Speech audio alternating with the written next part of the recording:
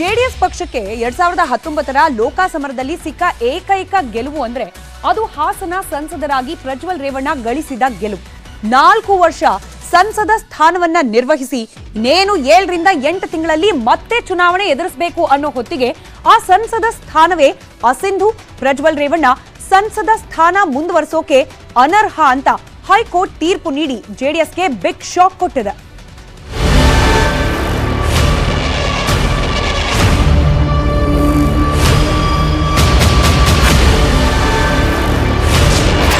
ಆಸ್ತಿ ಲೆಕ್ಕ ಮುಚ್ಚಿಟ್ಟ ಜೆಡಿಎಸ್ನ ಪ್ರಜ್ವಲ್ ರೇವಣ್ಣ ಸಂಸದ ಸ್ಥಾನ ಅಸಿಂಧುಗೊಳಿಸಿದ ಹೈಕೋರ್ಟ್. 2019ರಲ್ಲಿ ದೇವೇಗೌಡರು ಮೊಮ್ಮಗ ಪ್ರಜ್ವಲ್ ರೇವಣ್ಣಗೋಸ್ಕರ ಹಾಸನ ಲೋಕಸಭಾ ಕ್ಷೇತ್ರವನ್ನೇ ತ್ಯಾಗ ಮಾಡಿದ್ರು. ತಾತನ ತ್ಯಾಗದಿಂದ ಹಾಸನ ಸಂಸದರಾಗಿಯೂ ಆಯ್ಕೆಯಾದ್ರು. ಆದ್ರೆ ಇವತ್ತು ಅದೇ ಸಂಸದ ಸ್ಥಾನವನ್ನ ಆಸ್ತಿ ಲೆಕ್ಕ ಮುಚ್ಚಿಟ್ಟ ಆರೋಪದಡಿ ಹೈಕೋರ್ಟ್ ನ್ಯಾಯಮೂರ್ತಿ ಕೆ ನಟರಾಜನ್ ಪೀಠ ಅಸಿಂಧು ಮಾಡಿದೆ. ಸಂಸದ ಸ್ಥಾನದಿಂದಲೇ ಹೈಕೋರ್ಟ್ ಅನರ್ಹತೆಗೊಳಿಸಿ ಆದೇಶ ನೀಡಿದೆ. ಕೋರ್ಟ್ ಒಂದು ಆದೇಶ ಕೊಟ್ಟಾದ್ಮೇಲೆ ನಾವು ಎಲ್ಲರೂ ಸ್ವೀಕಾರ ಮಾಡಲೇಬೇಕು. ಅದನ್ನು ಯಾರು ಕೂಡ ಕಾನೂನು ಮೇಲ್ಗಡೆ ಯಾರು ಇಲ್ಲ. ಏನು ಅಂತ ಪೂರ್ತಿ ವಿಚಾರ ಗೊತ್ತಿಲ್ಲ ನನಗೆ, ಯಾಕಂದ್ರೆ ಇನ್ನೂ ಆರ್ಡರ್ಸ್ ಕಾಪಿ ಏನು ನೋಡಿಲ್ಲ ನಾನು. ನಮಗೆ ಅದು ಹೆಂಗೆ ಪ್ರೊಸೀಡಿಂಗ್ಸ್ ಏನು ಅಂತ ಗೊತ್ತಿರಲ್ಲ. ಸೊ ಲಾಯರ್ ಹತ್ರ ತಿಳ್ಕೊಬೇಕು. ಲಾಯರ್ ಹತ್ರ ನಾನು ಮಾತಾಡ್ತೀನಿ. ಅವರು ಇನ್ನೂ ಏನೋ ಪ್ರೊಸೀಡಿಂಗ್ಸಲ್ಲಿ ಇದ್ದೀವಿ ಅಂತ ಅಂದರು. So I tried calling him. ಸ್ವಲ್ಪ ಬ್ಯುಸಿ ಇದ್ದೀನಿ ಅಂತ ಅಂದ್ರೆ ನೋಡೋಣ, ಅವ್ರ ಹತ್ರ ಚೆಕ್ ಮಾಡ್ಕೊಂಡು ಮಾತಾಡ್ಬಿಟ್ಟು. ಬಿಜೆಪಿ ಅಭ್ಯರ್ಥಿ ಆಗಿದ್ದ ಎ ಮಂಜು ಹಾಕಿದ್ದ ದೂರು 4 ವರ್ಷಗಳ ಸುದೀರ್ಘ ಕಾನೂನು ಹೋರಾಟ. ನಾಮಪತ್ರದಲ್ಲಿ ಸುಳ್ಳು ಮಾಹಿತಿ ನೀಡಿದ್ರು ಅಂತ 2019ರಲ್ಲಿ ಪ್ರಜ್ವಲ್ ಎದುರಾಳಿಯಾಗಿದ್ದ ಹಾಸನ ಬಿಜೆಪಿ ಅಭ್ಯರ್ಥಿ ಎ ಮಂಜು ಮತ್ತು ವಕೀಲ ದೇವರಾಜೇಗೌಡ ಹೈಕೋರ್ಟ್ನಲ್ಲಿ ಪ್ರಕರಣ ದಾಖಲಿಸಿದ್ದರು. 4 ವರ್ಷಗಳ ಹೋರಾಟದ ಬಳಿಕ ಇವತ್ತು ಪ್ರಜ್ವಲ್ ರೇವಣ್ಣ ಸುಳ್ಳು ಮಾಹಿತಿ ಸತ್ಯ ಅಂತ ಗೊತ್ತಾಗಿದೆ. 2019ನೇ ಇಸ್ವಿನಲ್ಲಿ ಈ ಕೇಸನ್ನ ದಾಖಲೆ ಮಾಡಿದ್ದೆ. ಫಾಲ್ಸ್ ಅಫಿಡೇವಿಟ್ ಮಾಡಿದ್ದಾರೆ, ತಪ್ಪು ಮಾಹಿತಿ ಕೊಟ್ಟಿದ್ದಾರೆ. ಅದು ಸರಿಯಲ್ಲ ಅಂತ ಏನು ಹೇಳಿದ್ದೆ. ಆ ತಪ್ಪು ಮಾಹಿತಿ ಕೊಟ್ಟಿರ್ತಕ್ಕಂಥ ಪ್ರೂವ್ ಆಗಿ ಇವತ್ತು ನ್ಯಾಯ ಸಿಕ್ಕಿದೆ, ಅದು ಜಯ ಸಿಕ್ಕಿದೆ. I will thankful to court. Sir, ಅವರು ಲೋಕಸಭಾ ಸದಸ್ಯರಾಗಿ ನಾಮಪತ್ರ ಸಲ್ಲಿಸುವ ಸಂದರ್ಭದಲ್ಲಿ ಅವರ ಚರಸ್ಥಿರ ಆಸ್ತಿಗಳನ್ನ ಮತ್ತೆ ಅವ್ರ ಮೇಲೆ ಇದ್ದಂತ ಕೆಲವು ಚಾರ್ಜಸ್ಗಳನ್ನ ಅವರು ಡಿಸ್ಕ್ಲೋಸ್ ಮಾಡ್ಕೊಂಡಿದ್ದಿಲ್ಲ ಅಲ್ಲಿ. ಸೊ ಈ ವಿಚಾರವಾಗಿ ನಾನಲ್ಲಿ ಅವಾಗ ನಾನು election petition 2 of 2019 election petition file ಮಾಡಿದೆ ನಾನಲ್ಲಿ. ಸರ್, ನಾವು ನಮ್ಮ ಪ್ರೇಯರಲ್ಲಿ ಏನಂದ್ರೆ ಇವನು ಅನರ್ಹ ಮಾಡಿ ಮತ್ತೆ 6 ವರ್ಷಗಳ ಕಾಲ ಚುನಾವಣೆ ನಿಲ್ಲಬಾರ್ದು ಅಂತೇಳಿ ನಮ್ಮ ಪ್ರೇಯರಲ್ಲಿ ಕೇಳ್ತೀವಿ ನಾವಲ್ಲಿ. ಅದನ್ನು ಅಲೋ ಮಾಡಿದ್ದೇವೆ ಇವತ್ತು. ಸೊ ಅದರಿಂದ ಕೂಡಲೇ ಅವನು ಸಂಸದ ಸ್ಥಾನ ಈ ಗಳಿಗೆಯಿಂದಲೇ ಅವನು ವಜಾ ಆಗ್ತಾನೆ. ಅವನಲ್ಲಿ ಪ್ರಜಾಪ್ರತಿನಿಧಿ ಕಾಯ್ದೆ ಅಡಿಯಲ್ಲಿ ಅವನು ಜನರ ಚುನಾಯಿತರಾಗಂತ ಗ್ರಾಮ ಪಂಚಾಯತ್ ಆಗಿರ್ಬೋದು, ತಾಲೂಕ್ ಪಂಚಾಯತಿ, ಜಿಲ್ಲಾ ಪಂಚಾಯತಿ, MLA, MP ಏನೇ ಎಲೆಕ್ಟೆಡ್ ಬಾಡಿಯಲ್ಲಿ ಯಾವುದೇ ಎಲೆಕ್ಷನ್ ನಿಲ್ಲಂಗಿಲ್ಲ ಅಂತೇಳಿ ತೀರ್ಪು ಕೊಟ್ಟಿದೆ ಸರ್. ತಾತನ ಮನೆಗೆ ಓಡೋಡಿ ಬಂದ ಪ್ರಜ್ವಲ್ ರೇವಣ್ಣ, ಆಸ್ಪತ್ರೆಯಲ್ಲಿ ಕುಮಾರಸ್ವಾಮಿ ಭೇಟಿ ಮಾಡಿದ ರೇವಣ್ಣ, ಸಂಸದ ಸ್ಥಾನ ಅನರ್ಹ ಆಗ್ತಿದ್ದಂತೆ ಪ್ರಜ್ವಲ್ ರೇವಣ್ಣ ಮಾಧ್ಯಮಗಳ ಜೊತೆ ಮಾತನಾಡದೆ ಹೊರಟು ಹೋದ್ರು. ವಕೀಲರ ಮೂಲಕ ಎಲ್ಲಾ ಮಾಹಿತಿ ಪಡ್ಕೊಂಡು ಸೀದಾ ಮಾಜಿ ಪ್ರಧಾನಿ ಜೆಡಿಎಸ್ ವರಿಷ್ಠ HD ದೇವೇಗೌಡರ ಮನೆಗೆ ಬಂದು ಚರ್ಚೆ ನಡೆಸಿದ್ರು. ಇನ್ನೊಂದು ಕಡೆ ಪ್ರಜ್ವಲ್ ತಂದೆ HD ರೇವಣ್ಣ ಆಸ್ಪತ್ರೆಯಲ್ಲಿದ್ದ ಕುಮಾರಸ್ವಾಮಿ ಅವರನ್ನ ಭೇಟಿ ಮಾಡಿದ್ರು. ನೀವು ಪ್ರಜ್ವಲ್ ಬಗ್ಗೆ ಕೇಳಲಿಕ್ಕೆ ಬಂದ್ರೆ ನನಗೆ ಪೂರ್ಣ ವಿಷಯ ಗೊತ್ತಿಲ್ಲದೇನೆ ನಾನು ಏನ್ ಮಾತಾಡ್ಲಿ? ಪೂರ್ಣ ವಿಷಯ ನಾನು ಕೇಳಲಿಕ್ಕೂ ಹೋಗಿಲ್ಲ. ಆ ವಿಷಯದ ಬಗ್ಗೆ ನಾನು ಮಾತಾಡಿಲ್ಲ.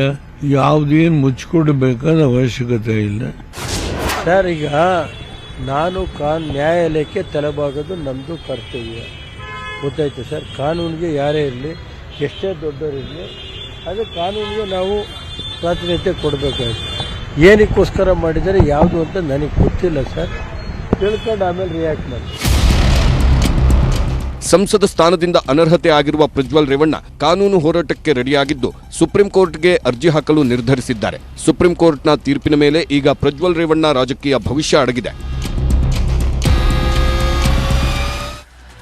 ಸುಪ್ರೀಂ ಕೋರ್ಟ್ನಲ್ಲಿ ಹೈಕೋರ್ಟ್ನ ಆದೇಶವನ್ನ ಪ್ರಶ್ನೆ ಮಾಡುವ ಅವಕಾಶ ಇದ್ರೂ ಕೂಡ ಹೈಕೋರ್ಟ್ ಈ ನಿರ್ಧಾರಕ್ಕೆ ಬರಲಿಕ್ಕೆ ಪ್ರಮುಖವಾಗಿ 11 ಕಾರಣಗಳು ಕಾರಣವಾಗ್ತಾ ಹೋಯಿತು. ಪ್ರಜ್ವಲ್ ರೇವಣ್ಣ ಅವರು ಇವತ್ತು ಸಂಸದ ಸ್ಥಾನವನ್ನ ಕಳ್ಕೊಳ್ಳಿಕ್ಕೆ ಕಾರಣವಾದ ಆ 11 ಕಾರಣಗಳು ಯಾವುದು ಅನ್ನೋದನ್ನ ಪಾಯಿಂಟ್ ಗಮನಿಸ್ತಾ ಹೋಗೋಣ. ಮೊದಲನೇದಾಗಿ, ಸರ್ಕಾರಿ ಜಮೀನು ಅಕ್ರಮವಾಗಿ ಖರೀದಿ ಮಾಡಿ ಆದಾಯ ತೆರಿಗೆ ಕಟ್ಟದೆ ವಂಚನೆ ಮಾಡಿದ್ದಾರೆ ಅನ್ನೋ ಆರೋಪ. 2019ನೇ ಇಸ್ವಿಯಲ್ಲಿ ಲೋಕಸಭಾ ಚುನಾವಣೆಗೆ ಕಂಟೆಸ್ಟ್ ಮಾಡೋ ಸಂದರ್ಭದಲ್ಲಿ ಎಲ್ಲಾ ಅಭ್ಯರ್ಥಿಯಂತೆ ಪ್ರಜ್ವಲ್ ರೇವಣ್ಣ ಅವರು ಕೂಡ ತಮ್ಮ ಆಸ್ತಿಯ ವಿವರಗಳನ್ನ ಇಂಚಿಂಚಾಗಿ ಚುನಾವಣಾ ಆಯೋಗದ ಮುಂದೆ ತೆರೆದಿಡಬೇಕು.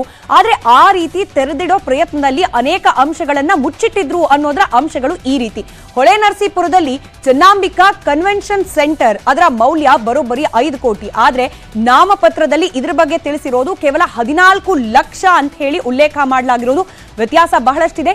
ಇದು ಕೂಡ ಪ್ರಮುಖವಾಗಿ ಆಸ್ತಿಯನ್ನ ಹೈಡ್ ಮಾಡೋದು, ಅಂದ್ರೆ ಆಸ್ತಿ ವಿವರವನ್ನ ಚುನಾವಣಾ ಆಯೋಗಕ್ಕೆ ತಿಳಿಸದೇ ಇರೋದು ಅಂತ ಹೇಳೇನೆ ಪರಿಗಣಿಸಲಾಗಿದೆ. ಇನ್ನು ಬೆಂಗಳೂರಿನ ಕರ್ನಾಟಕ ಬ್ಯಾಂಕ್ ಖಾತೆಯಲ್ಲಿ ಬರೋಬ್ಬರಿ 48 ಲಕ್ಷ ರೂಪಾಯಿ ಇತ್ತು. ಆದ್ರೆ ನಾಮಪತ್ರದಲ್ಲಿ ತಿಳಿಸಿರೋದು ಕೇವಲ 5 ಲಕ್ಷ ರೂಪಾಯಿ ಇದೆ ಬ್ಯಾಂಕ್ನ ಖಾತೆಯಲ್ಲಿ ಅಂತ ಹೇಳಿ. ಇದಕ್ಕೆ ಪೂರಕವಾದ ಬ್ಯಾಂಕ್ ಸ್ಟೇಟ್ಮೆಂಟ್ಗಳನ್ನ ಕೂಡ ಹೈಕೋರ್ಟ್ನ ಮುಂದೆ ಸಬ್ಮಿಟ್ ಮಾಡಿದ್ದಾರೆ ಅರ್ಜಿದಾರರ ಪರವಾದ ವಕೀಲರು. ಇನ್ನು ಎಲೆಕ್ಷನ್ ವೇಳೆ ದೇವೇಗೌಡರು ಸಿದ್ದರಾಮಯ್ಯ ಅವರನ್ನ ಕರೆಸಿ ಪ್ರಚಾರವನ್ನ ನಡೆಸಿದ್ರು. ಆ ಸಂದರ್ಭದಲ್ಲಿ ನಮ್ಮಲ್ಲಿ ಅಂದ್ರೆ ರಾಜ್ಯದಲ್ಲಿ ಜಂಟಿ ಸರ್ಕಾರ ಇತ್ತು. ಜೆಡಿಎಸ್ ಹಾಗೆ ಕಾಂಗ್ರೆಸ್ ಸೇರಿ ಸರ್ಕಾರವನ್ನ ರಚನೆ ಮಾಡಿತ್ತು. ಹೀಗಾಗಿ ಲೋಕಸಭಾ ಚುನಾವಣೆ ಪ್ರಚಾರದಲ್ಲಿ ದೇವೇಗೌಡರು ಹಾಗೆ ಸಿದ್ದರಾಮಯ್ಯ ಇಬ್ರು ಕೂಡ ಪ್ರಜ್ವಲ್ ಪರವಾಗಿ ಕ್ಯಾಂಪೇನ್ ಮಾಡಿದ್ರು. ಅವರನ್ನ ಕರೆಸೋ ಸಂದರ್ಭದಲ್ಲಿ ಹೆಲಿಕಾಪ್ಟರ್ ಬಳಕೆ ಮಾಡಿಕೊಳ್ಳಲಾಗಿತ್ತು. ಆದ್ರೆ ಅದರ ಖರ್ಚು ವೆಚ್ಚವನ್ನ ಚುನಾವಣಾ ಆಯೋಗಕ್ಕೆ ತಿಳಿಸಿರಲಿಲ್ಲ. ಅದನ್ನ ತಿಳಿಸದಲೇ ವಂಚನೆ ಮಾಡಲಾಗಿದೆ ಅನ್ನೋ ಗಂಭೀರ ಆರೋಪ. 4 ಕಾರಣಗಳ ಜೊತೆಗೆ ಉಳಿದ ಕಾರಣಗಳನ್ನ ಗಮನಿಸ್ತಾ ಹೋಗೋಣ. ಎಲೆಕ್ಷನ್ ಪ್ರಚಾರಕ್ಕೆ ದುಬಾರಿ ಕಾರು, ಆಟೋಗಳನ್ನ ಬಳಕೆ ಮಾಡಿಕೊಳ್ಳಲಾಗಿದೆ.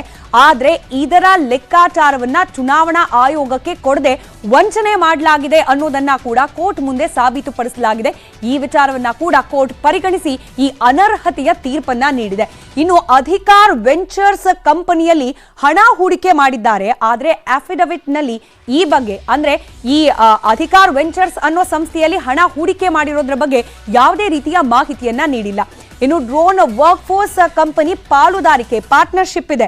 ಅಫಿಡವಿಟ್ ನಲ್ಲಿ ಇದ್ರ ಬಗ್ಗೆ ಕೂಡ ಮಾಹಿತಿಯನ್ನ ಕೊಡದಲೇ ಮುಚ್ಚಿಡಲಾಗಿದೆ ಅನ್ನೋ ಗಂಭೀರ ಆರೋಪ. ಈ ಆರೋಪಕ್ಕೆ ಪೂರಕವಾದ ದಾಖಲೆಗಳನ್ನ ಸಬ್ಮಿಟ್ ಮಾಡಿದ್ದಕ್ಕೇನೆ ಇದೀಗ ಕೋರ್ಟ್ ಅರ್ಜಿದಾರರ ಪರವಾಗಿ ತೀರ್ಪನ್ನ ನೀಡಿರೋದು. ಇನ್ನು ಅಕ್ರಮ ಕಟ್ಟಡ ನಿರ್ಮಾಣ ತೆರವಿಗೆ ಕೋರ್ಟ್ ಆದೇಶ ನೀಡಿದ್ರು ಕೂಡ ಕಟ್ಟಡದ ತೆರವು ಮಾಡದಂತೆ ಅಧಿಕಾರವನ್ನ ದುರ್ಬಳಕೆ ಮಾಡಿಕೊಂಡಿದ್ರು.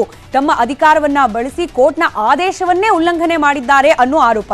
ಇನ್ನು 10 ಕೋಟಿಗೂ ಹೆಚ್ಚು ಹಣ ಬ್ಯಾಂಕ್ನಲ್ಲಿ ವಿನಿಮಯ ಆಗಿದೆ. ಆಸ್ತಿ ಖರೀದಿ ವ್ಯಾಪಾರಕ್ಕೆ ಬಳಸಿದ್ರು ಕೂಡ ಇದ್ಯಾವುದರ ಬಗ್ಗೆ ಕೂಡ 10 ಕೋಟಿ ರೂಪಾಯಿ ಅಂದ್ರೆ ಇಟ್ಸ್ ಅ ಹ್ಯೂಜ್ ಅಮೌಂಟ್. ಅದರ ಬಗ್ಗೆ ಯಾವುದೇ ಮಾಹಿತಿಯನ್ನ ಕೊಡದೆ ಚುನಾವಣಾ ಆಯೋಗವನ್ನ ವಂಚಿಸಲಾಗಿದೆ. ಆ ಮೂಲಕ ಅವರ ಚುನಾವಣೆ ಸ್ಪರ್ಧೆಯ ಪ್ರಕ್ರಿಯೆಯೇ ಒಂದ್ ರೀತಿಯಲ್ಲಿ ಅಸಿಂಧು ಅನ್ನೋ ತೀರ್ಪು. ಇನ್ನು PUC ಓದುವಾಗ್ಲೇ ಹತ್ತತ್ರ 15 ವರ್ಷ ಇರುವಾಗ್ಲೇನೆ ಪ್ರಜ್ವಲ್ ರೇವಣ್ಣ ಅವರು ಸ್ವಯಂ ಗಳಿಸಿದ ಆಸ್ತಿ ಅಂತ ಹೇಳಿ ಲೆಕ್ಕ ತೋರಿಸಿದ್ದು 3 ಕೋಟಿ ಅಷ್ಟು. 3 ಕೋಟಿ ಆಸ್ತಿ ಖರೀದಿ ಮಾಡಿರುವ ದಾಖಲೆ ಅದನ್ನ ಮುಚ್ಚಿಟ್ಟಿದ್ದಾರೆ. ಕಾನೂನು ಕಣ್ಣಿಗೆ ವಂಚನೆ ಮಾಡಿದ್ದಾರೆ ಅನ್ನೋ ಆರೋಪವನ್ನ ಕೂಡ ಮಾಡಲಾಗಿತ್ತು. ದೂರು ಯಾರು ನೀಡಿದ್ರು ಪ್ರಜ್ವಲ್ ರೇವಣ್ಣ ಅವರ ವಿರುದ್ಧವಾಗಿ ಇದಕ್ಕೆ ಪೂರಕವಾದ ದಾಖಲೆಗಳನ್ನ ಕೂಡ ಒದಗಿಸಿದ್ದಾರೆ. ಕಡೆದಾಗಿ ಹಾಸನ ಕಾವೇರಿ ನಿಗಮಕ್ಕೆ ಸರ್ಕಾರದಿಂದ ಹಣ ಬಿಡುಗಡೆ ಮಾಡಲಾಗಿತ್ತು. ಕೋಟ್ಯಾಂತರ ರೂಪಾಯಿ ಹಣವನ್ನ ಎಲೆಕ್ಷನ್ ಪರ್ಪಸ್ಗೆ ಬಳಸಿಕೊಂಡಿದ್ದಾರೆ ಅನ್ನೋದನ್ನ ಕೂಡ ಇಲ್ಲಿ ಕೋರ್ಟ್ನ ಸಮ್ಮುಖದಲ್ಲಿ ಪ್ರಸ್ತುತಪಡಿಸಲಾಗಿದೆ. ಈ 11 ಕಾರಣಗಳನ್ನ ಗಂಭೀರವಾಗಿ ಪರಿಗಣಿಸಿರುವ ಕೋರ್ಟ್ ಪ್ರಜ್ವಲ್ ರೇವಣ್ಣ ಅವರ ಸಂಸತ್ ಸದಸ್ಯತ್ವ ಸ್ಥಾನವನ್ನ ಅಸಿಂಧುಗೊಳಿಸಿದೆ. ಹೀಗಾಗಿ ಸಂಸದರ ಸ್ಥಾನವನ್ನ ಕಳೆದುಕೊಳ್ಳುವ ಅನಿವಾರ್ಯತೆ ಪ್ರಜ್ವಲ್ ರೇವಣ್ಣ ಅವರು ಮುಂದೆ ಬಂದಿರೋದು. ಹಾಗಾದ್ರೆ ಕೋರ್ಟ್ ಹೇಳಿದ್ದೇನು ಗಮನಿಸ್ತಾ ಹೋಗೋಣ. ಪ್ರಜ್ವಲ್ ರೇವಣ್ಣ ವಿರುದ್ಧದ ಆರೋಪಗಳು ಬಹುತೇಕ ಸತ್ಯವಾಗಿದೆ. ಆ ಸತ್ಯಕ್ಕೆ ಪೂರಕವಾದ ದಾಖಲೆಗಳನ್ನ ಕೂಡ ಪ್ರೊಡ್ಯೂಸ್ ಮಾಡಲಾಗಿದೆ. ಹೀಗಾಗಿ ಇಲ್ಲಿ ಈ ಆರೋಪ ಸುಳ್ಳು ಅನ್ನೋ ರೀತಿಯ ಯಾವುದೇ ರೀತಿಯ ವಾತಾವರಣ ಕಂಡು ಬರ್ತಾ ಇಲ್ಲ. ಚುನಾವಣಾ ಆಯೋಗಕ್ಕೆ ತಪ್ಪು ಮಾಹಿತಿ ಕೊಟ್ಟಿದ್ದು ಸಾಬೀತಾಗಿದೆ. ಅದಕ್ಕೆ ಪೂರಕವಾದ ದಾಖಲೆಗಳು ಕೂಡ ಲಭ್ಯವಾಗಿದೆ. ಇದೇ ಕಾರಣಕ್ಕೆ ಪ್ರಜ್ವಲ್ ರೇವಣ್ಣ ಅವರನ್ನ ಅನರ್ಹಗೊಳಿಸೋದು ಆದೇಶದ ಒಂದು ಭಾಗವಾಗಿದೆ ಅನ್ನೋದು ಕೋರ್ಟ್ ಹೇಳ್ತಿದೆ. ಇನ್ನು ಪ್ರಜ್ವಲ್ ರೇವಣ್ಣ ಸಂಸದ ಸ್ಥಾನ ತಕ್ಷಣದಿಂದ ಅಸಿಂಧು ಆಗಲಿದೆ ಅಂತ ಹೇಳಿ ನೇರವಾಗಿ ಆದೇಶವನ್ನ ಹೊರಡಿಸಿದೆ ಹೈಕೋರ್ಟ್. ಇದರ ಜೊತೆಗೆ ಮುಂದಿನ 6 ವರ್ಷ ಯಾವುದೇ ಚುನಾವಣೆಗೆ ನಿಲ್ಲುವಂತಿಲ್ಲ ಪ್ರಜ್ವಲ್ ರೇವಣ್ಣ ಅವರು ಅಂತ ಕೂಡ ತಿಳಿಸಲಾಗಿದೆ. ಪ್ರಜಾಪ್ರತಿನಿಧಿ ಕಾಯ್ದೆಯ ಅನ್ವಯ ಈ ಒಂದು ಶಿಕ್ಷೆ ಅವರಿಗೆ ಅನ್ವಯ ಆಗುತ್ತೆ. ನ್ಯಾಯಮೂರ್ತಿ ಕೆ ನಟರಾಜನ್ ಅವರ ಪೀಠದಿಂದ ಈ ಮಹತ್ವದ ಆದೇಶವನ್ನ ಹೊರಡಿಸಲಾಗಿದೆ. ಇದು ಹೈಕೋರ್ಟ್ನ ಆದೇಶ ಆಗಿರೋದ್ರಿಂದ ಮುಂದೆ ಸುಪ್ರೀಂ ಕೋರ್ಟ್ನಲ್ಲಿ ಇದನ್ನ ಪ್ರಶ್ನೆ ಮಾಡೋ ಒಂದು ಅವಕಾಶ ಪ್ರಜ್ವಲ್ ರೇವಣ್ಣ ಅವರಿಗೆ ಇದ್ದೇ ಇದೆ. ಮುಂದೇನಾಗುತ್ತೆ ಕಾನೂನಾತ್ಮಕ ಹೋರಾಟ ಗಮನಿಸೋಣ. ಈಗ ಕೇವಲ ಪ್ರಜ್ವಲ್ ರೇವಣ್ಣ ಅವರಿಗೆ ಮಾತ್ರವಲ್ಲ, ಪ್ರಜ್ವಲ್ ರೇವಣ್ಣ ಅವರ ಈ ಒಂದು ಸಂಸದ ಸ್ಥಾನ ಅಸಿಂಧುಗೊಂಡಿದ್ದು ಅವರ ತಂದೆ ರೇವಣ್ಣ ಅವ್ರಿಗೂ ಕೂಡ ಸಂಕಷ್ಟವನ್ನ ತಂದೊಡ್ತಾ ಇದೆ. ಯಾವ ಕಾರಣಕ್ಕೆ ಗಮನಿಸ್ತಾ ಹೋಗೋಣ. ಪ್ರಜ್ವಲ್ ರೇವಣ್ಣ ಅವರ ಪರ ಅಕ್ರಮ ಮತ ಹಾಕಿಸಿದ ಆರೋಪ ಕೂಡ ಸದ್ಯಕ್ಕೆ ರೇವಣ್ಣ ಅವರ ವಿರುದ್ಧವಾಗಿ ಕೇಳೋಕೆ ಸಿಕ್ಕಿದೆ. ಅದರಲ್ಲೂ ವೋಟಿಂಗ್ ಆಗ್ತಾ ಇದ್ದ ಸಂದರ್ಭದಲ್ಲಿ ಬೂತ್ ಒಳಗೆ ಕೂತು ಮಗನ ಪರವಾಗಿ ಮತವನ್ನ ಹಾಕಿಸಿದ್ರು ಅನ್ನೋ ಗಂಭೀರ ಆರೋಪ. ಇನ್ನು ಪ್ರಜ್ವಲ್ ರೇವಣ್ಣ ಅವರು ಆಸ್ತಿ ವಿವರ ಮುಚ್ಚಿಡೋದಕ್ಕೆ ಬೇಕಾದ ಸಹಾಯವನ್ನ ರೇವಣ್ಣ ಅವರು ಕೂಡ ಮಾಡಿದ್ರು ಅನ್ನೋ ಆರೋಪ. ದೂರುದಾರರ ಪರ ವಕೀಲರ ಮನವಿಯನ್ನ ಹೈಕೋರ್ಟ್ ಪುರಸ್ಕರಿಸಿದೆ. ಅಂದ್ರೆ ಕೇವಲ ಪ್ರಜ್ವಲ್ ರೇವಣ್ಣ ಅವರು ಮಾತ್ರವಲ್ಲ, ರೇವಣ್ಣ ಅವರು ಕೂಡ ಕಾನೂನನ್ನ ಈ ಎಲ್ಲ ವಿಚಾರಗಳಲ್ಲಿ ಉಲ್ಲಂಘನೆ ಮಾಡಿದ್ದಾರೆ ಅನ್ನೋ ವಾದವನ್ನ ವಕೀಲರು ಹೇಳಿದ್ದಾರೆ. ಈ ಒಂದು ಅರ್ಜಿಯನ್ನ ದೂರುದಾರರ ಪರ ವಕೀಲರ ಮನವಿಯನ್ನ ಹೈಕೋರ್ಟ್ ಪುರಸ್ಕರಿಸಿದೆ. ಹೀಗಾಗಿ ಎಚ್.ಡಿ. ರೇವಣ್ಣ ಅವರಿಗೂ ಕೂಡ ಹೈಕೋರ್ಟ್ ನೋಟಿಸ್ ಅನ್ನ ಜಾರಿ ಮಾಡಿದೆ. ಕೇವಲ ರೇವಣ್ಣ ಅವರಿಗೆ ಮಾತ್ರ ಅಲ್ಲ, ಪ್ರಜ್ವಲ್ ರೇವಣ್ಣ ಅವರ ವಿರುದ್ಧವಾಗಿ ಕೋರ್ಟ್ನ ಮೊರೆ ಹೋದವರು ದೇವರಾಜೇಗೌಡರು ಅವರ ಜೊತೆಯಲ್ಲಿ ಎ ಮಂಜು ಕೂಡ ಹಾಲಿ ಶಾಸಕರು, ಅರಕಲಗೂಡು ವಿಧಾನಸಭಾ ಕ್ಷೇತ್ರದ ಶಾಸಕರು, ಅವರ ವಿಚಾರದಲ್ಲೂ ಕೂಡ ಇದೀಗ ಕಾನೂನಾತ್ಮಕ ಸಂಕಷ್ಟ ಎದುರಾಗುವ ಸಾಧ್ಯತೆ ಇದ್ದೇ ಇದೆ. ಯಾವಾಗ ಪ್ರಶ್ನೆ ಮಾಡಿದ್ರು ಪ್ರಜ್ವಲ್ ರೇವಣ್ಣ ಅವರ ವಿರುದ್ಧವಾಗಿ, ಆಗ ಅವ್ರು ಬೇರೆ ಪಕ್ಷದಲ್ಲಿದ್ರು. ಈಗ ಫಾರ್ಚುನೇಟ್ಲಿ ಜೆಡಿಎಸ್ಗೆನೆ ಮರಳಿದ್ದಾರೆ ಎ ಮಂಜು ಅವರು. ಆದ್ರೂ ಕಾನೂನಾತ್ಮಕ ಸಂಕಷ್ಟ ಯಾಕೆ ಅನ್ನೋದನ್ನ ಗಮನಿಸ್ತಾ ಹೋಗೋಣ. 2019 ಲೋಕಸಭಾ ಎಲೆಕ್ಷನ್ಗೆ ಎ ಮಂಜು ಅವರು ಪ್ರತಿಸ್ಪರ್ಧಿಯಾಗಿ ನಿಂತಿದ್ರು. ಎಲೆಕ್ಷನ್ ಅಲ್ಲಿ ಎ ಮಂಜು ಅವರು ಕೂಡ ಅಕ್ರಮ ನಡೆಸಿದ್ದಾರೆ ಅಂತ ಹೇಳಿ ದೂರು ದಾಖಲಾಗಿದೆ. ಈಗ ಅದೇ ಎ ಮಂಜು ಅವರು ಜೆಡಿಎಸ್ ಸೇರಿದ್ದಾರೆ. ಅರಕಲಗೂಡು ವಿಧಾನಸಭಾ ಕ್ಷೇತ್ರದ ಶಾಸಕರು ಕೂಡ ಆಗಿದ್ದಾರೆ. ಎ ಮಂಜು ಅವರು ಹೊಂದಾಣಿಕೆ ರಾಜಕೀಯ ನಡೆಸಿದ್ದಾರೆ ಅಂತ ಹೇಳಿ ಬಿಜೆಪಿ ಗಂಭೀರ ಆರೋಪವನ್ನ ಮಾಡಿದೆ. ಹೀಗಾಗಿ ಎ ಮಂಜು ಅವರ ಶಾಸಕತ್ವವನ್ನ ಅನರ್ಹಗೊಳಿಸಿ ಅಂತ ಹೇಳಿ ಹೈಕೋರ್ಟ್ಗೆ ಅರ್ಜಿಯನ್ನ ಸಲ್ಲಿಕೆ ಮಾಡಿದ್ದಾರೆ ವಕೀಲರಾದ ಪ್ರಮೀಳಾ ನೇಸರ್ಗಿ ಅವರ ತಂಡ. ಈ ಅರ್ಜಿಯನ್ನ ಕೂಡ ಹೈಕೋರ್ಟ್ ಪುರಸ್ಕರಿಸಿದೆ. ಹೀಗಾಗಿ ಎ ಮಂಜು ಅವರಿಗೂ ಕೂಡ ಇನ್ನು ಮುಂದೆ ಕಾನೂನಾತ್ಮಕ ಸಂಕಷ್ಟಗಳು ಎದುರಾಗುವ ಸಾಧ್ಯತೆಗಳು. ಮಂಜು ಅವರ ವಿವರಣೆ ಕೇಳಿ ಹೈಕೋರ್ಟ್ ನೋಟಿಸ್ ಅನ್ನ ಜಾರಿಗೊಳಿಸಿದೆ. ಪ್ರಜ್ವಲ್ ರೇವಣ್ಣ ಅವರಿಗೆ ಅನರ್ಹತೆ, ಅವರ ತಂದೆ ಹಾಗೆ ಅವರ ವಿರುದ್ಧವಾಗಿ ದೂರು ದಾಖಲು ಮಾಡಿದ ಎ ಮಂಜು ಅವರಿಗೂ ಕೂಡ ಕಾನೂನಾತ್ಮಕ ಸಂಕಷ್ಟಗಳು. ಮುಂದಿನ ಸುದ್ದಿ ಕಡೆ ಗಮನ ಕೊಡ್ತಾ ಹೋಗೋಣ. ಲೋಕ ಸಮರ ಸಮೀಪವಾಗ್ತಾ ಇದ್ದಂತೆ ಬಿಜೆಪಿಯಲ್ಲಿ ಬೆಳವಣಿಗೆಗಳು ಗರಿಗೆದರಿವೆ. ಸಂತೋಷ ಸಭೆ ನಡೆಸಿ ಸಂಘಟನೆ ರಿವರ್ಸ್ ಆಪರೇಷನ್ ಕುರಿತು ಮಾತುಕತೆಗಳು ಹೊರಬರ್ತಿದ್ದಂತೆ ರಾಜಕೀಯ ವಾಕ್ಪ್ರಹಾರಗಳು ಕೂಡ ಬಿರುಸಾಗಿವೆ. ಮೊದಲು ಅವ್ರ ಪಕ್ಷದಲ್ಲಿರೋರನ್ನ ಉಳಿಸ್ಕೊಳ್ಳಿ ಅನ್ನೋ ನೇರ ಸವಾಲುಗಳೇ ಎದುರಾಗಿದೆ. ರಾಜ್ಯ ಬಿಜೆಪಿಯಲ್ಲಿ ಸಂತೋಷ ಸಂಗ್ರಾಮ. ನಿನ್ನೆಯ ಸಭೆ ಬಳಿಕ ಶೀತಲ ಸಮರ ಸ್ಫೋಟ.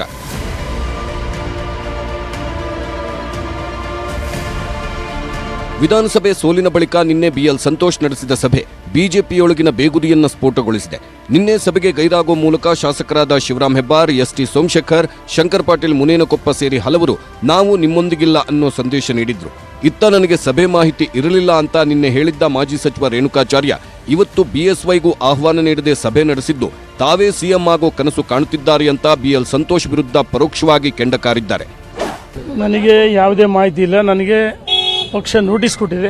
ಆ ನೋಟಿಸ್ ಉತ್ತರ ಕೊಟ್ಟಿಲ್ಲ. ಆ ನೋಟಿಸ್ ದೇಶದ ವಾಪಸ್ ಪಡಿಬೇಕು. ಹಾಗಾಗಿ ಅಲ್ಲಿವರೆಗೂ ನಾನು ಯಾವುದನ್ನು ಪಾರ್ಟಿ ಕಚೇರಿಗೆ ಅಟೆಂಡ್ ಆಗ್ತಾ ಇಲ್ಲ. ನಾನು ಯಡಿಯೂರಪ್ಪನವ್ರು ಬಿಜೆಪಿ ಕಟ್ಟಿದ್ದು ಅಧಿಕಾರ ಅವರಿಂದ ಬಂದ್ರಿ. ನೀವ್ಯಾರು ಪಾರ್ಟಿ ಕಟ್ಟಿಲ್ಲ. ನೀವು ಮನ್ ಬಂದರು 2006-2007 ನನಗೆ ಗೊತ್ತಿದೆ. ಅಧಿಕಾರಿ ಕೊನೆಗೊಳ್ಬೇಕು, ದುರಂಕಾರ ಕೊನೆಗೊಳ್ಬೇಕು. ಅರ್ಗಿಲ್ಗನಸು ಏನಾದ್ರೂ ನೀವು ಭ್ರಮಲೋಕದಲ್ಲಿದ್ರೆ ಯಾವತ್ತೂ ಅದು ತಿರುಕನ ಕನಸಾಗಿ ಉಳಿಯುತ್ತೆ. ರಿವರ್ಸ್ ಆಪರೇಷನ್ ಸಿಟ್ಟು ಕಾಂಗ್ರೆಸ್ ಪಂಚ್. ಇನ್ನೂ ನಮ್ಮ ಸಂಪರ್ಕದಲ್ಲಿ 30-40 ಕಾಂಗ್ರೆಸ್ ಶಾಸಕರು ಇದ್ದಾರೆ ಅಂತ ನಿನ್ನೆಯ ಸಭೆಯಲ್ಲಿ ಹೇಳಿದ್ದ ಬಿಎಲ್ ಸಂತೋಷ್ ವಿರುದ್ಧ ಕಾಂಗ್ರೆಸ್ಸಿಗರು ಮುಗಿಬಿದ್ರು. ಏನಪ್ಪಾ ಅಂದ್ರೆ ಈಶ್ವರಪ್ಪ, ಬಿಎಲ್ ಸಂತೋಷ್ ಅಂತ ಹಿರಿಯರು, ಈಶ್ವರಪ್ಪ ನಮ್ಮ ರವಿ ಮಾತಾಡದಂಗೆ ಮಾತಾಡದೇ ಇರಲಿ ಅಂತ ಒಂದು ರಿಕ್ವೆಸ್ಟ್ ಮಾಡ್ತಿದ್ದಾರೆ. ಅದಕ್ಕೊಂದು ಲೆವೆಲ್, ಯಾಕೆಂದ್ರೆ ಈ ದೇಶ ಆಳ್ತಾ ಇರುವಂತ ಒಬ್ಬ ಪಾರ್ಟಿಯ ನಾಯಕರವರು,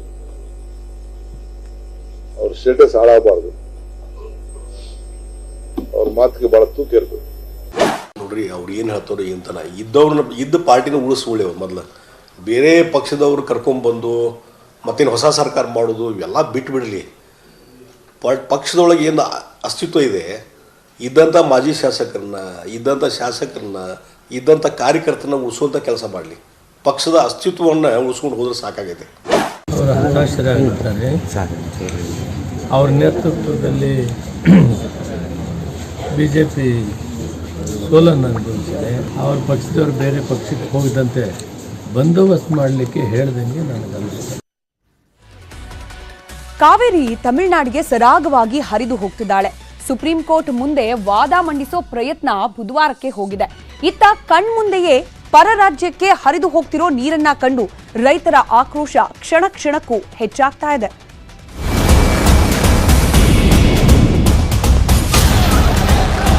ಕಾವೇರಿ ನದಿ ನೀರು ಹಂಚಿಕೆ ವಿಚಾರಕ್ಕೆ ಸಂಬಂಧಿಸಿದಂತೆ ತಮಿಳುನಾಡು ಸಲ್ಲಿಸಿದ್ದ ಅರ್ಜಿಯನ್ನ ಸುಪ್ರೀಂ ಕೋರ್ಟ್ ಬುಧವಾರಕ್ಕೆ ಮುಂದೂಡಿದೆ. ಪ್ರಕರಣದ ವಿಚಾರಣೆ ನಡೆಸಿದ ನ್ಯಾಯಮೂರ್ತಿ ಬಿಆರ್ ಗವಾಯಿ ಬುಧವಾರ ವಿಸ್ತೃತ ವಿಚಾರಣೆ ನಡೆಸುವುದಾಗಿ ಹೇಳಿದ್ದಾರೆ. ಈ ಮಧ್ಯೆ ಕರ್ನಾಟಕ ಅಣೆಕಟ್ಟುಗಳಿಗೆ ಸಮಿತಿ ಸದಸ್ಯರನ್ನ ಆಹ್ವಾನಿಸಿ ವಾಸ್ತವಾಂಶ ತಿಳಿಸುವಂತೆ ಸುಪ್ರೀಂ ಕೋರ್ಟ್ಗೆ ಮನವಿ ಮಾಡಲು ರೆಡಿಯಾಗಿದೆ. ನಮ್ಮ ರೈತರಿಗೆ ಬಹಳ ತೊಂದರೆ ಆಗಿದೆ. ಈಗ ನಮ್ಮ ರೈತರನ್ನು ಕಾಪಾಡಬೇಕು, ಕುಡಿಯೋ ನೀರನ್ನು ಕಾಪಾಡಬೇಕು. ಇದು ನಮ್ಮ ದೊಡ್ಡ ಜವಾಬ್ದಾರಿ ಕೂಡ ಇದೆ. ಸೊ ನಾವು ಅವ್ರಿಗೆ ಏನ್ ರಿಕ್ವೆಸ್ಟ್ ಮಾಡ್ಕೊಳ್ತಾ ಇದೀವಿ ಅಂತಂದ್ರೆ, ಈಗ ಅವ್ರು ನಮಗೆ 5,000 ಕ್ಯೂಸಿಕ್ ಬಿಡಿ ಅಂತ ಹೇಳಿದ್ದಾರೆ. ನಾವು ಅವ್ರಿಗೆ ವಾಸ್ತವಾಂಶನ ಬಂದು ನೋಡಿ ಅಂತ ನಾವು ರಿಕ್ವೆಸ್ಟ್ ಮಾಡ್ಕೊಳ್ತಾ ಇದೀವಿ. 2 ರಾಜ್ಯದಲ್ಲೂ ನೋಡಿ, ನೀವು ಆ ರಾಜ್ಯನೂ ನೋಡಿ, ನಮ್ಮ ರಾಜ್ಯನ ನೋಡಿ, ಬರೀ ನಮ್ದೇ ನೋಡಕ್ ಹೋಗ್ಬೇಡಿ. ಈಗ ನೀವೇನ್ 5,000 ಬಿಡು ಅಂತ ಹೇಳಿದಿರಿ, ಅದನ್ನ ನೋಡಿ ಅಂತ. ಮಂಡ್ಯದ ಶ್ರೀರಂಗಪಟ್ಟಣದಲ್ಲಿ ಇಂದು ಕೂಡ ಕಾವೇರಿಗಾಗಿ ರೈತರು ಪ್ರತಿಭಟನೆ ನಡೆಸಿದ್ರು. ತಮಿಳುನಾಡಿಗೆ ನೀರು ಬಿಟ್ಟಿರುವುದನ್ನು ಖಂಡಿಸಿ ರೈತರು ಬಾರ್ಕೋಲು ಚಳುವಳಿ ನಡೆಸಿದ್ರು. ಆಸ್ಪತ್ರೆಯಲ್ಲಿದ್ದೇ ಕಾವೇರಿ ಹೋರಾಟಕ್ಕೆ ಕುಮಾರಸ್ವಾಮಿ ಕರೆ ಕೊಟ್ಟಿದ್ದು, ನಾಳೆಯಿಂದ ಜೆಡಿಎಸ್ ಕೂಡ ಪ್ರತಿಭಟನೆಗೆ ಧುಮುಕಲಿದೆ. ತಮಿಳುನಾಡಿಗೆ ನೀರು ಬಿಟ್ಟಿರ್ತಕ್ಕಂಥದ್ದು, ಎಷ್ಟು ರೈತರಿಗೆ ಅನ್ಯಾಯ ಆಗ್ತಾ ಇರ್ತಕ್ಕಂಥದ್ದು, ಬೆಳೆಗಳು ನಷ್ಟ ಆಗ್ತಾ ಇರ್ತಕ್ಕಂಥದ್ದು, ಭೀಕರವಾದಂಥ ಬರಗಾಲ ಬಂದಿದೆ, ಬೆಳೆನೇ ಇಲ್ಲ. ಅದ್ರ ಬಗ್ಗೆ ಆ ಬರಪೀಡಿತ ಪ್ರದೇಶಗಳು ಭೇಟಿ ಕೊಡ್ತಾ ಇಲ್ಲ, ಅವ್ರಿಗೇನು ಪರಿಹಾರ ಕೊಡಬೇಕು ಅಂತಕ್ಕಂಥ ಪ್ರಯತ್ನ ಮಾಡ್ತಾ ಇಲ್ಲ. ರಾಜ್ಯ ಸರ್ಕಾರದ ವಿರುದ್ಧ ಬೃಹತ್ ಹೋರಾಟಕ್ಕೆ ಬಿಜೆಪಿ ಸಿದ್ಧತೆ ಮಾಡಿಕೊಳ್ಳುತ್ತಿದೆ. ಮಾಜಿ ಸಿಎಂ ಬಸವರಾಜ ಬೊಮ್ಮಾಯಿ ನೇತೃತ್ವದಲ್ಲಿ ಕೆಆರ್ಎಸ್ ಡ್ಯಾಂಗೆ ಭೇಟಿ ಕೊಡಲು ನಾಯಕರು ನಿರ್ಧರಿಸಿದ್ದಾರೆ. ಇನ್ನು 2 ದಿನಗಳಲ್ಲಿ ಕೆಆರ್ಎಸ್ ಡ್ಯಾಂಗೆ ಭೇಟಿ ಕೊಡಲು ಸಿದ್ಧತೆ ಮಾಡಿಕೊಳ್ಳುತ್ತಿದ್ದಾರೆ. ಸುಪ್ರೀಂ ಕೋರ್ಟ್ ಡೇಟ್ ಕೊಟ್ಟ ತಕ್ಷಣನೇ ನಮ್ಮ ಸಮಸ್ಯೆ ಇನ್ನಷ್ಟು ಉಳ್ಬಣಾಗುತ್ತೆ. ಯಾಕಂದ್ರೆ ನೀರನ್ನು ಹರಿತಾನೆ ಇದೆ, ನೀರಂತೂ ನಿಲ್ಲಿಸ್ತಾ ಇಲ್ಲ. ನಾನು ಅದಕ್ಕೆ ನಿನ್ನೆ ರಾಜ್ಯ ಸರ್ಕಾರಕ್ಕೆ ಕೇಳಿದೆ, ಮೊದಲು ನೀರು ನಿಲ್ಲಿಸಿ ವಾದ ಮಾಡಿ, ಸುಪ್ರೀಂ ಕೋರ್ಟ್ ಆದಲ್ಲಿ ವಾದ ಮಾಡಿ, ಆಮೇಲೆ ಸುಪ್ರೀಂ ಕೋರ್ಟ್ ಆದೇಶ ಏನಿದೆ ನೋಡೋಣ. ಅದರ ದಿಟ್ಟ ನಿಲುವನ್ನು ರಾಜ್ಯ ಸರ್ಕಾರ ತೆಗೆದುಕೊಂಡಿಲ್ಲ. ದುರ್ದೈವ. ನಮ್ಮ ರಾಜ್ಯದ ರೈತರ ಮತ್ತು ಕುಡಿಯೋ ನೀರಿನ ಹಿತಾಸಕ್ತಿ ಆಗಿಲ್ಲ ಅನ್ನುವಂಥದ್ದು ಬಹಳ ಸ್ಪಷ್ಟ. ಚುನಾವಣೆ ಪ್ರಜಾಪ್ರಭುತ್ವದ ಹಬ್ಬ. ಆ ಆಚರಣೆಗೆ ರಾಜಕೀಯ ಪಕ್ಷಗಳು ಮತ್ತು ಚುನಾವಣಾ ಆಯೋಗ, ಸರ್ಕಾರಗಳು ಮಾಡೋ ತಯಾರಿ, ಅದಕ್ಕೆ ಪೂರಕವಾಗಿ ಮಾಡಲಾಗುವ ಖರ್ಚು ಲೆಕ್ಕಕ್ಕೆ ನಿಲುಕದಷ್ಟು. ಸ್ಥಳೀಯ, ರಾಜ್ಯ, ರಾಷ್ಟ್ರಮಟ್ಟ ಹೀಗೆ ಬೇರೆ ಬೇರೆ ಸಂದರ್ಭದಲ್ಲಿ ಆಗೋ ಚುನಾವಣೆಗಳನ್ನ ಏಕಕಾಲಕ್ಕೆ ನಡೆಸೋ ಪ್ರಯತ್ನ ಶುರುವಾಗಿದೆ. ಒಂದೇ ದೇಶ ಒಂದೇ ಎಲೆಕ್ಷನ್ಗೆ ಶ್ರೀಕಾರ. ಮಾಜಿ ರಾಷ್ಟ್ರಪತಿ ನೇತೃತ್ವದಲ್ಲಿ ಸಮಿತಿ ರಚನೆ. राष्ट्रपति को किसी पद पर नहीं किया जा सकता, संविधान के खिलाफ होगा. कमेटी रचा है, इतना घबराने का क्या जरूरत है? 2014ರಲ್ಲಿ ಪ್ರಧಾನಿ ಮೋದಿ ಅಧಿಕಾರಕ್ಕೇರಿದ ವೇಳೆ ಒಂದು ದೇಶ ಒಂದೇ ಎಲೆಕ್ಷನ್ ವಿಚಾರವನ್ನ ಪ್ರಣಾಳಿಕೆಯಲ್ಲಿ ಸೇರಿಸಲಾಗಿತ್ತು. ಅದರಂತೆ ಇದೀಗ ಈ ವಿಚಾರ ಮತ್ತೆ ಮುನ್ನೆಲೆಗೆ ಬಂದಿದ್ದು, ಈ ತಿಂಗಳು ನಡೆಯಲಿರುವ ವಿಶೇಷ ಅಧಿವೇಶನದಲ್ಲಿ ಮಸೂದೆ ಮಂಡನೆಗೆ ಕೇಂದ್ರ ಸಿದ್ಧತೆ ನಡೆಸಿದೆ. ಇದಕ್ಕಾಗಿ ಮಾಜಿ ರಾಷ್ಟ್ರಪತಿ ರಾಮನಾಥ್ ಕೋವಿಂದ್ ನೇತೃತ್ವದಲ್ಲಿ ಸಮಿತಿ ರಚಿಸಿದೆ. ಈ ಸಮಿತಿಯಲ್ಲಿ ಮಾಜಿ ರಾಷ್ಟ್ರಪತಿ ರಾಮನಾಥ್ ಕೋವಿಂದ್ ಅಧ್ಯಕ್ಷರಾಗಿದ್ದರೆ, ಸಂಸದೀಯ ಕಾರ್ಯದರ್ಶಿ, ನಿವೃತ್ತ ಸಿಜೆಐ, ನಿವೃತ್ತ ಚುನಾವಣಾ ಆಯುಕ್ತ, ನಿವೃತ್ತ ನ್ಯಾಯಾಧೀಶರು, ಕಾನೂನು ತಜ್ಞರು ಹಾಗೂ ರಾಜಕೀಯ ಪ್ರತಿನಿಧಿಗಳು ಇರಲಿದ್ದಾರೆ. अभी तो कमेटी रचाया गया है. कमेटी रचाने के बाद इसका कमेटी का रिपोर्ट आएगा. कमेटी का रिपोर्ट पार्लियामेंट में जब आता है, पार्लियामेंट में चर्चा होगा. ಕೇಂದ್ರ ಸರ್ಕಾರದ ನಿರ್ಧಾರವನ್ನು ವಿಪಕ್ಷಗಳು ಟೀಕಿಸಿವೆ. ಈ ಬಗ್ಗೆ ಮುಂಬೈನಲ್ಲಿ ನಡೆದ ಇಂಡಿಯಾ ಒಕ್ಕೂಟದ ಸಭೆಯಲ್ಲೂ ವಿರೋಧ ಕೇಳಿ ಬಂದಿದೆ. ಆದರೆ ಇದಕ್ಕೆ ಬಿಜೆಪಿ ತಿರುಗೇಟು ನೀಡಿದೆ. ಇದರಿಂದ ಸಾವಿರಾರು ಕೋಟಿ ರೂಪಾಯಿ ನಮ್ಮ ದೇಶದ ಹಣ ಉಳಿತದೆ. ಯಾವುದೇ ಸರ್ಕಾರ ಬರಲಿ ಕೆಲಸ ಮಾಡಲಿಕ್ಕೆ ಅನುಕೂಲ ಆಗ್ತದೆ. ಇವತ್ತೇನು ಪ್ರಧಾನಮಂತ್ರಿಗಳು ಈ ಒಂದು ನಿರ್ಣಯ ತಗೊಂಡಿದ್ದಾರೆ, ಇದನ್ನ ಸ್ವಾಗತ ಮಾಡ್ತೀನಿ. ನಿಮ್ಮ ಅಧಿಕಾರ ಅವಧಿಯನ್ನು ಮುಂದುವರಿಸಿಕೊಳ್ಳೋದಕ್ಕೆ ಪ್ರಯತ್ನ ಪಟ್ಟರೆ ಅದನ್ನು ಯಾರೂ ಸಹಿಸೋದಿಲ್ಲ. ಇದನ್ನು ನೀವು ಮೊದಲು ಮಾಡ್ಕೋಬಹುದಾಗಿತ್ತು, ಯಾಕೆ ಮಲ್ಕೊಂಡ್ರಿ? ಈಗ ಬಂತ, ಈಗ ಚುನಾವಣೆ ಇನ್ನೇನು, ಈಗ EVMs ಎಲ್ಲ ಬಂದು ಡಿಸ್ಟ್ರಿಕ್ಟ್ ಆಫೀಸಿಗೆ ಕೂಡ್ರಾಕತ್ತೇವೆ ಅಂಥದ್ರಾಗ ಈಗ ನೆನಪಾತನು ಒಂದು ದೇಶ ಒಂದು ಚುನಾವಣೆ. ಒಂದು ದೇಶ ಒಂದು ಎಲೆಕ್ಷನ್ಗೆ ಸರ್ಕಾರದ ವಾದವೇನು, ವಿಪಕ್ಷಗಳ ಆತಂಕವೇನು ಅನ್ನೋದನ್ನ ನೋಡೋದಾದ್ರೆ, ಒಂದು ದೇಶ ಒಂದು ಚುನಾವಣೆಯಿಂದ ಮತ ಚಲಾವಣೆ ಹೆಚ್ಚುತ್ತದೆ ಅಂತ ಸರ್ಕಾರ ವಾದಿಸಿದ್ರೆ, ಇಲ್ಲ ಇದೆಲ್ಲ ಮತದಾರರಲ್ಲಿ ಗೊಂದಲ ಸೃಷ್ಟಿಸುತ್ತೆ ಅಂತಿದ್ದಾರೆ. ಅಪಾರ ಪ್ರಮಾಣದ ಚುನಾವಣಾ ವೆಚ್ಚ ತಗ್ಗುತ್ತೆ ಅಂತ ಸರ್ಕಾರ ಹೇಳ್ತಿದ್ರೆ, ವಿಪಕ್ಷಗಳು ಮಾತ್ರ ಇದು ನಾಯಕತ್ವ ಹೊಣೆಗಾರಿಕೆಯನ್ನ ಕ್ಷೀಣಗೊಳಿಸುತ್ತೆ ಅಂತಿದ್ದಾರೆ. ಹೊಸ ನೀತಿಯಿಂದ ಆಡಳಿತದ ಮೇಲೆ ಹೊರೆ ತಗ್ಗಲಿದ್ರೆ, ವಿಪಕ್ಷಗಳ ಪ್ರಕಾರ ಇದು ಪ್ರಾದೇಶಿಕ ಪಕ್ಷಗಳಿಗೆ ತೀವ್ರ ಹಿನ್ನಡೆ ಉಂಟು ಮಾಡುತ್ತಂತೆ. ಪದೇ ಪದೇ ಚುನಾವಣೆ ನಡೆಸೋದ್ರಿಂದ ಅಭಿವೃದ್ಧಿ ಕಷ್ಟ ಅಂತ ಸರ್ಕಾರ ಹೇಳಿದ್ರೆ, ಇದೆಲ್ಲ ರಾಷ್ಟ್ರಪತಿ ಆಡಳಿತ ಜಾರಿ ಮಾಡೋ ಹುನ್ನಾರ ಅಂತಿವೆ ವಿಪಕ್ಷಗಳು. ಅಲ್ಲದೆ ದೇಶಾದ್ಯಂತ ಯೋಜನೆಗಳ ಜಾರಿ ಒಂದೇ ಚುನಾವಣೆಯಿಂದ ಸುಲಭವಾಗುತ್ತೆ ಅಂತ ಸರ್ಕಾರ ಹೇಳಿದ್ರೆ ಇದು ಒಕ್ಕೂಟ ವ್ಯವಸ್ಥೆಗೆ ಧಕ್ಕೆ ಅಂತಿವೆ ವಿಪಕ್ಷಗಳು. राष्ट्रपति को किसी पद पर नहीं किया जाना चाहिए. संविधान के खिलाफ होगा. कमेटी रचा है, इतना घबराने का क्या जरूरत है?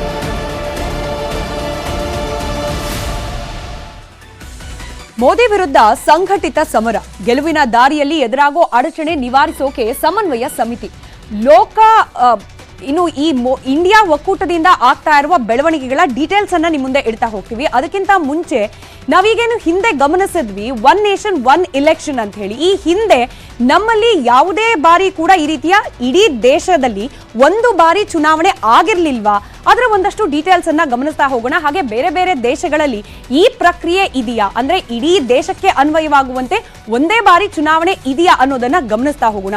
1967ರಲ್ಲಿ ಲೋಕಸಭೆ ಹಾಗೆ ವಿಧಾನಸಭೆಯ ಚುನಾವಣೆ ನಮ್ಮ ದೇಶದಲ್ಲಿ ಏಕಕಾಲದಲ್ಲೇ ನಡೆದಿತ್ತು. ಇನ್ನು ದೇಶದಾದ್ಯಂತ ಏಕಕಾಲಕ್ಕೆ ಚುನಾವಣೆ ನಡೆದ ಇತಿಹಾಸ 1967ರಲ್ಲೇನೆ ಇದೆ. ಅದಾದ ನಂತರದಲ್ಲಿ 1968 ಹಾಗೆ 1969ರಲ್ಲಿ ಕೆಲ ರಾಜ್ಯಗಳಲ್ಲಿ ಅವಧಿ ಪೂರ್ವ ಎಲೆಕ್ಷನ್ ಅನ್ನ ನಡೆಸಲಾಗಿತ್ತು. ಅಂದ್ರೆ 5 ವರ್ಷ ಕಂಪ್ಲೀಟ್ ಆಗೋಕ್ ಮುಂಚೆನೆ ವಿಧಾನಸಭೆಯನ್ನ ವಿಸರ್ಜಿಸಿ ಮತದಾನ ಪ್ರಕ್ರಿಯೆಗೆ ಹೋಗಿದ್ವು ಕೆಲ ರಾಜ್ಯಗಳು ಏಕಕಾಲದಲ್ಲಿ.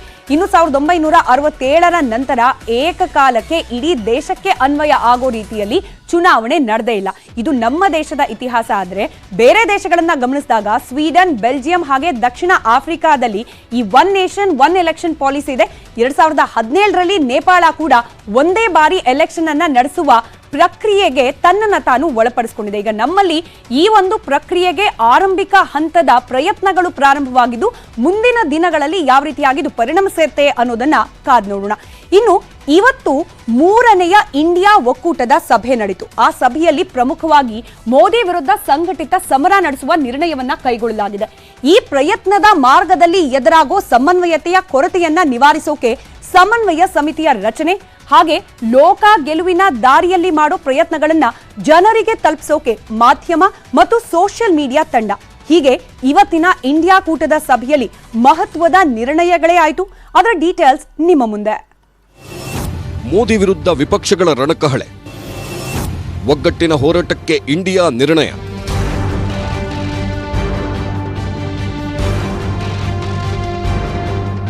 ವಾಣಿಜ್ಯ ನಗರಿ ಮುಂಬೈಯಲ್ಲಿ ನಡೆದ ಇಂಡಿಯಾ ಒಕ್ಕೂಟದ 3ನೇ ಸಭೆಯಲ್ಲಿ ವಿವಿಧ 28 ಪಕ್ಷಗಳ ನಾಯಕರು ಮೋದಿ ವಿರುದ್ಧ ಸೆಟೆದು ನಿಂತಿದ್ದಾರೆ.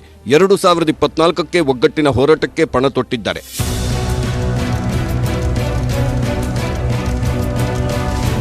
ಇಂಡಿಯಾ ಸಭೆಯಲ್ಲಿ ಕೈಗೊಂಡಿರೋ ಮಹತ್ವದ ನಿರ್ಣಯಗಳೆಂದರೆ ಲೋಕಸಭೆ ಚುನಾವಣೆಯಲ್ಲಿ ಎಲ್ಲರೂ ಒಗ್ಗಟ್ಟಾಗಿಯೇ ಸ್ಪರ್ಧೆ ಮಾಡಬೇಕು. ಸೆಪ್ಟೆಂಬರ್ 30ರೊಳಗೆ ಸೀಟು ಹಂಚಿಕೆ ಪ್ರಕ್ರಿಯೆ ಪೂರ್ಣಗೊಳ್ಳಬೇಕು. 13 ಸದಸ್ಯರ ಸಮನ್ವಯ ಸಮಿತಿ ರಚನೆ, ಇಂಡಿಯಾ ಪಕ್ಷಗಳ ಸಭೆಗಳಿಗಾಗಿ ಸಚಿವಾಲಯ ನಿರ್ಮಾಣ, ಒಕ್ಕೂಟದ ಸಲಹೆ ಪಡೆದು ಲೋಗೋ ತಯಾರಿ, ಸಂಯೋಜನಾ ಸಮಿತಿ ರಚನೆ, ಹೋರಾಟದ ರೂಪುರೇಷೆ ಸಿದ್ಧಪಡಿಸಲು ಸಂಶೋಧನಾ ವಿಂಗ್ ರಚನೆ, 5 ರಿಂದ 10 ಮಂದಿ ವಕ್ತಾರರ ನೇಮಕ ಹಾಗೂ ಮಾಧ್ಯಮ ಮತ್ತು ಸೋಷಿಯಲ್ ಮೀಡಿಯಾ ತಂಡ ರಚನೆಯ ನಿರ್ಣಯ ಕೈಗೊಳ್ಳಲಾಯಿತು. ಒಕ್ಕೂಟದ ನಡುವೆ ಯಾವುದೇ ಭಿನ್ನಮತ ಬರದಂತೆ ಕೆಲಸ ನಿರ್ವಹಣೆಗೆ 14 ಸದಸ್ಯರ ಸಮನ್ವಯ ಸಮಿತಿ ರಚನೆಗೆ ನಿರ್ಧರಿಸಿದ್ರು. ಸಮನ್ವಯ ಸಮಿತಿಯಲ್ಲಿ ಕಾಂಗ್ರೆಸ್ನಿಂದ ಕೆಸಿ ವೇಣುಗೋಪಾಲ್, ಎನ್ಸಿಪಿಯ ಹಿರಿಯ ನಾಯಕ ಶರದ್ ಪವಾರ್, ಡಿಎಂಕೆಯಿಂದ ತಮಿಳುನಾಡು ಸಿಎಂ ಎಂಕೆ ಸ್ಟಾಲಿನ್, ಆರ್ಜೆಡಿಯ ತೇಜಸ್ವಿ ಯಾದವ್, ಟಿಎಂಸಿಯಿಂದ ಅಭಿಷೇಕ್ ಬ್ಯಾನರ್ಜಿ, ಜೆಎಂಎಂನ ಹೇಮಂತ್ ಸೋರೆನ್, ಶಿವಸೇನೆಯ UBT ಬಣದಿಂದ Sanjay Raut, ಎಎಪಿಯ Raghav Chadda, ಸಿಪಿಐನ D Raja, national ಕಾನ್ಫರೆನ್ಸ್ನಿಂದ Omar Abdullah, ಪಿಡಿಪಿಯಿಂದ Mehbooba Mufti, ಸಮಾಜವಾದಿಯ Javed Ali Khan ಹಾಗೂ ಜೆಡಿಯುನಿಂದ ಲಾಲನ್ ಸಿಂಗ್ಗೆ ಸ್ಥಾನ ನೀಡಲಾಗಿದೆ. ಚಂದ್ರಯಾನ ಯಶಸ್ಸಿನಿಂದ ಜಗತ್ತಿಗೆ ಮಾದರಿಯಾದ ಇಸ್ರೋ ಕನಸಿನ ಸೂರ್ಯಯಾನಕ್ಕೆ ನಾಳೆ ಬೆಳಗ್ಗೆ 11:50ಕ್ಕೆ ಮುಹೂರ್ತ ನಿಗದಿಯಾಗಿದೆ. ನಾಳೆಯೂ ಯಶಸ್ಸಿನ ಕಡೆಗೆ ಪ್ರಯಾಣ ಸುಲಭವಾಗಲಿ ಅಂತ ಇಸ್ರೋ ವಿಜ್ಞಾನಿಗಳು ದೇವರ ಮೊರೆ ಹೋಗಿದ್ದಾರೆ.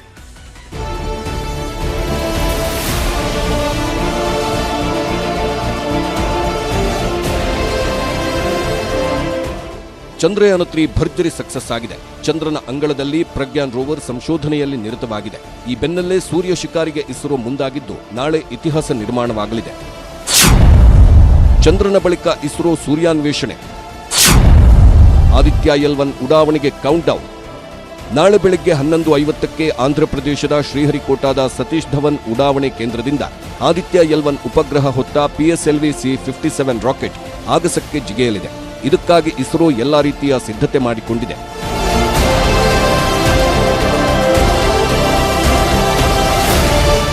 ಭೂಮಿಯಿಂದ 15 ಲಕ್ಷ ಕಿಲೋಮೀಟರ್ ದೂರದಲ್ಲಿರುವ ಲಾಂಗ್ರೇಜ್ L1 ಬಿಂದುವಿನಲ್ಲಿ ಆದಿತ್ಯ L1 ಕಾರ್ಯಾಚರಣೆ ಶುರು ಮಾಡಲಿದೆ.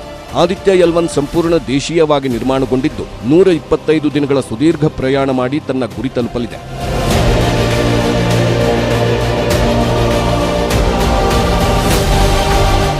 ಚಂದ್ರಯಾನ 3ಗೂ ಮುನ್ನ ತಿರುಪತಿ ತಿಮ್ಮಪ್ಪನಿಗೆ ವಿಶೇಷ ಪೂಜೆ ಸಲ್ಲಿಸಿದ್ದ ಇಸ್ರೋ ಅಧ್ಯಕ್ಷ ಸೋಮನಾಥ್ ಇವತ್ತು ತಿರುಪತಿಯ ಚಂಗಲಮ್ಮ ದೇಗುಲಕ್ಕೆ ತೆರಳಿ ಪೂಜೆ ಸಲ್ಲಿಸಿದರು.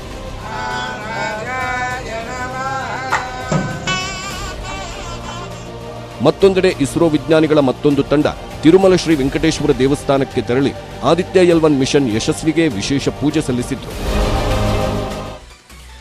ನಿನ್ನೆ ಇದ್ದಕ್ಕಿದ್ದಂತೆ ಸುರಿದ ಮಳೆ ರಾಜ್ಯ ರಾಜಧಾನಿಯನ್ನ ತೊಯ್ದು ತೊಪ್ಪೆ ಆಗುವಂತೆ ಮಾಡಿತು. ಮರಗಳು ಕೆಳಗ್ ಬಿದ್ದು ರಸ್ತೆ ಸಂಚಾರ ಅಸ್ತವ್ಯಸ್ತವಾಗಿ ನಿವಾಸಗಳಿಗೆ ನೀರು ನುಗ್ಗಿ ರಗಳೆ ಆಗೋಯ್ತು. ರಾಜ್ಯದ ಇತರೆಡೆ ಕೂಡ ಮಳೆಯಾಗಿದ್ದು ಎಲ್ಲೆಲ್ಲಿ ಏನೇನಾಯ್ತು ನೋಡಿ.